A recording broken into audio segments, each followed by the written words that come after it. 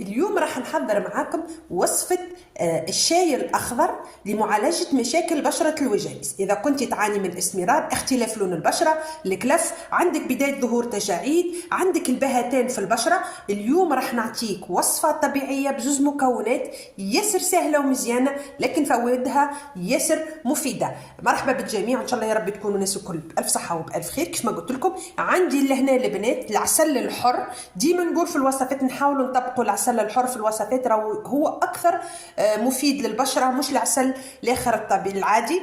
ولهنا البنات عندي شاي اخضر انا طحنته، لازم يكون البنات ناعم بالطريقه لهنا باش ما يجرحناش البشره. حاجه اخرى ها هوكا البنات، الشاي الاخضر اللي هو هذا كيف ما تشوفوا لهنا تطحنيه البنات يكون ناعم. لهنا اذا خليتيه مش ناعم راح يضر لك البشره. باش نجي ونحضر الوصفه،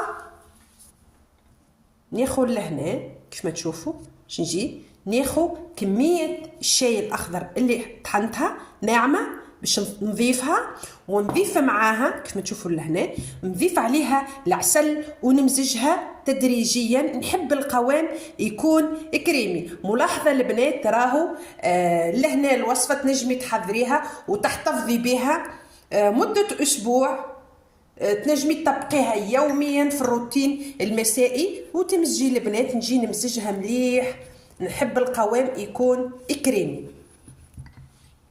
الوصفه حاضره البنات، القوام يكون هكا قوام كريمي كيف ما تشوفوا لهنا. نمزج الكميه هذه البنات، حاولوا انك تمزجي يعني كميه قليله فين ما تستحقيها، يعني تكملي تعاودي تحضري. اذا عجبتك الوصفه تعاودي تحضري. بالنسبه لطريقه التحضير والاستعمال، طريقه التحضير كيف ما شفتوها سهله. بالنسبه لطريقه الاستعمال البنات تطبقيها على البشره، تنجمي تطبقيها زاده على الرقبه البنات. المهم انه البشره تكون نظيفه. حاولي انك تغسلي البشره قبل ما تطبقي الوصفه، تعملي تقشير، تعتمدي اذا كان عندك مقشر، وتطبقي الوصفه تخليها مده 30 دقيقه. ومن بعد تغسلي وجهك بالماء ما يكونش سخون البنات. من اكثر حاجات اللي راهي تسبب التجاعيد هو الماء سخون. حاولي انك تستعد ديما ولفي انك تغسلي وجهك بالماء يكون معتدل دافي، اكثر منه بارد منه سخون. يعني تحاولي انه الماء ما يكونش يعني سخون، والا حتى يعني يكون معتدل. كانت هذه وصفتنا لليوم. نتمنى انكم تجربوا الوصفه. صدقوني البنات من الوصفات ياسر المزيانه اللي كلنا نعرفوا فوائد العسل وفوائد الشاي الاخضر للبشره.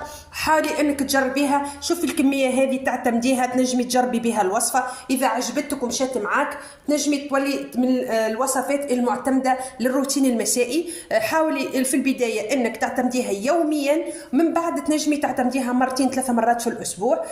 حاجه اخرى البنات فضلا وليس امرا، اذا عندكم اي اقتراح مرحبا بكم في التعاليق، خلوا لي تساؤلاتكم راني نجتهد ونجاوبكم.